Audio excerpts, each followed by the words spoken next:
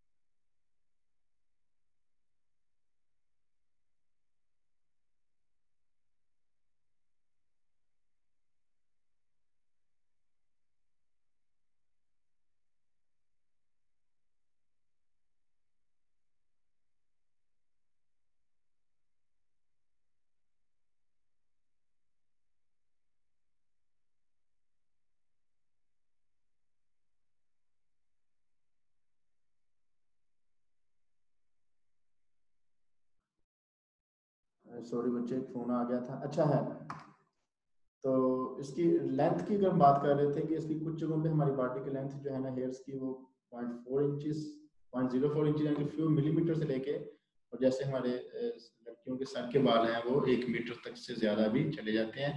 और विड्थ की बात करें तो इसकी तकरीबन पूरी बॉडी में विड्थ जो है वो 0.005 मिलीमीटर होती है। इसकी मोटाई इतनी होती है। डिस्ट्रीब्यूशन ऑफ हेयर की बात करें तो जैसे हमें बताया कि hairs are absent on the palms, हमारी पाम्स पे हेयर नहीं होते। पामर सरफेस ऑफ फिंगर्स, इस पे नहीं होते, फ्रंट साइड के ऊपर सोल्स तलों में नहीं होते, और टोस पे प्लांटर सरफेस यानी नीचे सरफेस के ऊपर नहीं होते। लेकिन बैक में यहाँ पे हमारे बाल यहाँ पे भी होते हैं, और ये तो इसमें भी होते हैं। किसी में ज्यादा होते हैं, किसी में कम होते हैं। ठीक है। In adult here is usually most heavily distributed across the scalp. और बड़े जो लोग हैं उनमें स्कैल्प पे ज्यादा होते हैं।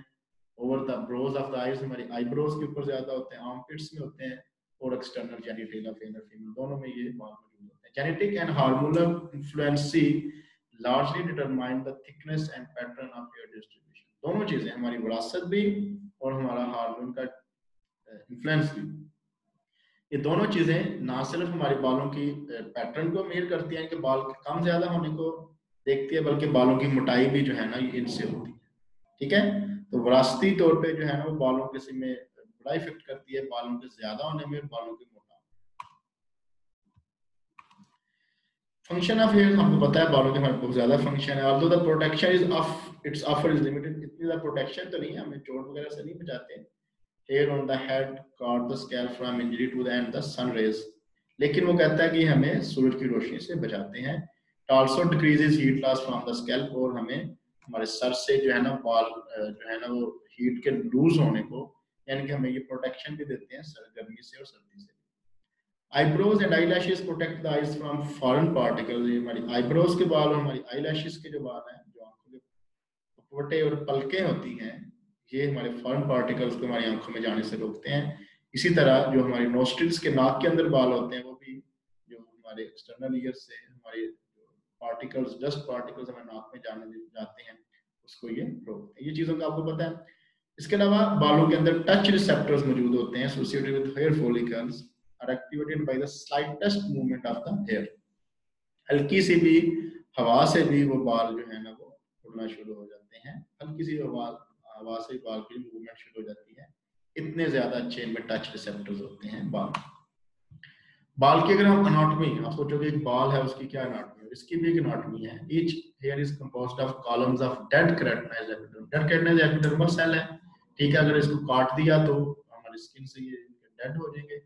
Sales bonded together by extra cellular proteins, कुछ इनमें एक्स्ट्रा सेलुलर प्रोटीन्स होते हैं। अच्छा, अब इसकी एनाटॉमी की बात करें तो सबसे पहले जो हमारे बाल की जो लेंथ होती है उसे हेयर शाफ्ट कहते हैं। Is the superficial portion of the hair, most of the which projects from the surface of the skin, जो हमारी स्किन से अंदर से निकलता है। The shape of the shaft of the hairs varies from with different ethnic groups, मुख्तलिफ लोगों में इसका ethnic के हिसाब से इसकी शेप जो है ना वो शाफ्ट की डिफरेंट होती है। इसी में जैसे मैंने अभी आपको बताया, कुछ राउंड शाफ्ट्स होते हैं, कुछ वेवी हेयर होते हैं, कुछ ओवल शाफ्ट्स होती हैं, और कुछ की कर्ली हेयर होती है, कुछ की किडनी शेप।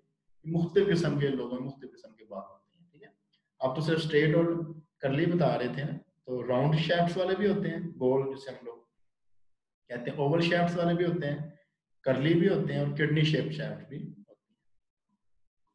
ये करली हेयर जो है ना मतलब वही है जो किडनी शेप जिनकी शैफ्ट है। शैफ्ट का मतलब बाल की जो पूरी लेंथ है। तो जी अगर हम इसकी इंटरनल एनाटॉमी देखें, ये बाहर का जो पोर्शन होगा बालों का वो हेयर शैफ्ट है। अंदर वाला जो पोर्शन जो जड़ के या एपिडर्मस के अंदर होगा उसे हेयर रूट कहते हैं। ठीक है, उसके बाद जहां से ये लगा होता है डर्मस के अंदर, यहाँ पे थोड़ा सा फूला हुआ हिस्सा होता है, इसे हेयर बल्ब कहते हैं। ठीक है, और इसके एंड पे जैसे ये पपिला ऑफ हेयर भी यहाँ पे दिखाया गया है। ठीक है, इसके ऊपर एक रूट्स का, नर्व्स का प्लेक्सस भी होगा जिसे हेयर प्लेक्सस कहते हैं। ये तो इसकी होगी सुपरफिशियल यानी बाहर वाली एनाटॉमी। अगर हम अंदर से देखें तो इसके बालों के अंदर मेडुल्ला है, कॉर्टेक्स है, क्यूटिकल है, ये सारी लेयर्स है अंदर से बाहर की तरफ। सबसे अंदर medulla, cortex, follicle, internal root sheath, फिर एक्सटर्नल रूट शीथ, फिर टर्मिनल रूट शीथ। उसके बाद ये बालों की शैफ्ट स्टार्ट होती है। तो ये इंटरनल एनाटॉमी भी आपको ये आपने ड्रॉ भी करनी है और आपको याद रहना चाहिए। मेडुल्ला, सबसे अंदर से medulla, cortex, cuticle, internal root sheath, external root sheath, और फिर टर्मिनल रूट शीथ। तो दोबारा बता रहा हूँ, हेयर रूट जो इसके अंदर इनर मेडुल्ला होता है, मिडल कॉर्टेक्स होता है, हेयर फॉलिकल होता है जिसमें एक्सटर्नल रूट शीथ होती है, इंटरनल रूट शीथ होती है। इसके अलावा इनके अंदर जो मसल्स होते हैं उन्हें एरेक्टर पेपल्लाई कहते हैं, जो कि बालों को स्ट्रेट खड़ा करने में मदद देते हैं। Dendrites of neurons surround each hair follicle. अब इनके अंदर जो डेंड्राइट्स होती हैं, जैसे मैंने आपको बताया, इसको हेयर रूट प्लेक्सस कहते हैं। उसके बाद हेयर ग्रोथ एंड लॉस जो है ना, ये भी बहुत इंपॉर्टेंट है आप लोगों के लिए कि normal hair loss in adult scalp is 70 to 100 hairs per day. एक नॉर्मल बंदे में जिसके बाल आपके ख्याल में गिरते भी नहीं है, उसके भी एक दिन में 70 से 100 बाल जो है ना दिन में गिर जाते हैं एक अडल्ट में। Both the rate of growth and the replacement cycle can be altered by, अब ये जो नया बालों का बनना और इसका उतरना, ये सारे के सारे इससे इफेक्ट होते हैं हमारी इलनेस की वजह से, हमारी डाइट से, बुखार से बाल गिरना शुरू हो जाते हैं, सर्जरी से बाल गिरते हैं, ब्लड लॉस से बाल गिरते हैं, सेवरल इमोशनल स्ट्रेस से बाल गिरते हैं, और हमारी जेंडर मेल में नॉर्मली बाल ज्यादा गिरते हैं एज कम्पेयर टू फीमेल, या ये भी कुछ फीमेल में ज्यादा बाल गिरते हैं। Increase in the rate of hair shedding can also occur with the certain drugs, मुख्तलिफ किस्म की ड्रग्स खाने से भी, जैसे कैंसर में रेडिएशन थेरापी से या कीमोथेरापी के बाद जो है ना बाल गिर जाते हैं, सारी बॉडी के बाल गिर जाते हैं। And for 3 to 4 months after child birth, और हमारे पैदा होने के 3 से 4 महीने बाद भी बाल गिर जाते हैं। ठीक है, ये बालों के गिरने का और बनने का पैटर्न है। एलोपेशिया कहते हैं द पार्शियल और कंप्लीट लेक ऑफ हेयर, बालों का ना होना, गंजापन जिसे हम लोग कहते हैं, कम होना, आधा बाल होना या मुकम्मल बाल ना होना, उसको हम लोग एलोपेशिया कहते हैं। इसमें रिजल्ट्स फ्रॉम, इसकी वजह क्या है एलोपेशिया होने की, जिसे बैडनेस कहते हैं, गंजापन कहते हैं, जेनेटिक फैक्टर्स हैं, एजिंग है, एंडोक्राइन यानी हार्मोनल डिसऑर्डर्स हैं, कीमोथेरापी जैसे बताया कीमोथेरापी में सारे बाल गिर जाते हैं, या कोई किसी किस्म की skin infection, fungal infection, fungus जो है ना वो मेन रीजन है किसी के बाल गिरने की। उसके बाद बालों की किस्मों के हम लोग दोबारा पढ़ लेते हैं। ये वो किस्म है जो कि हमारी एज के लिहाज से हमारे बालों की जो किस्में उसको डिस्कस करेंगे। Usually by the 5th month of development, the follicles produce very fine non-pigmented hairs called lanugo that cover the body of the fetus. यानी कि आप लोग याद रखो कि lanugo वो बाल हैं जो कि हमारे इंट्रायूट्राइन लाइफ में होते हैं, फीटल लाइफ में होते हैं। 5th month of development, जब हम लोग वहां के पेट के अंदर थे तो उस टाइम किसी बच्चा वहां के पेट के अंदर है तो 5वें महीने में ये बाल बनना शुरू होते हैं। बालों को हम लोग कहते हैं lanugo, उनमें कोई पिगमेंट नहीं होता, कोई पीले नीले काले हरे कोई बाल कोई पिगमेंट नहीं होता, सिर्फ व्हाइट होंगे। The hair is shed before birth, अब जितने भी ये लेनुगो हैं पैदा होने से पहले गिर जाते हैं अंदर ही, सिवाय स्कैल्प के। ठीक है, हमारे सर के बाल नहीं गिरते, बच्चों के आईब्रोज नहीं गिरते और आई लैशेस। ये जो बाल हैं जब बच्चा पैदा होता है सिर्फ इनके इन 3 जगहों पे बाल मौजूद होते हैं, scalp, eyebrows and eye lashes. A few months after birth, slightly thicker hairs, जब बच्चा पैदा हो जाता है तो फिर थिकर हेयर आना शुरू हो जाते हैं लेयर्स के। Over the remainder of the body of infant, a new growth of short fine hair, फिर अच्छे प्यारे से बाल बनना शुरू हो जाते हैं। इन लेयर हेयर्स को जो कि बिफोर प्यूबर्टी बनते हैं उनको हम लोग वेलस हेयर्स कहते हैं या पीच फस कहते हैं। ठीक है, तो लेनुगो वो हेयर्स हैं जो कि पैदा होने से पहले के हैं, वेलस हेयर्स वो जो पैदा होने के बाद फाइन प्यारे से बाल बच्चों के बनना शुरू हो जाते हैं। उसके बाद थर्ड जो है वैरायटी आ जाती है, ये वो हेयर है, ये वो बाल हैं जो कि हमारे जवान होने के प्यूबर्टी के बाद बनते हैं। वो हमारी बॉडी पे भी बनना शुरू हो जाते हैं और over the head, eyebrows, eyelashes, इन सारे बालों को हम लोग कहते हैं टर्मिनल हेयर्स। तो 95% of body hair on males terminal, कि हमारी बॉडी में अब जो मौजूद हैं वो 95% जो बाल हैं वो टर्मिनल हेयर है, और 5% अभी भी वो वेलस हेयर जो कि हमारे बचकानापन में बाल बनते थे छोटे छोटे, वो भी मौजूद होते हैं।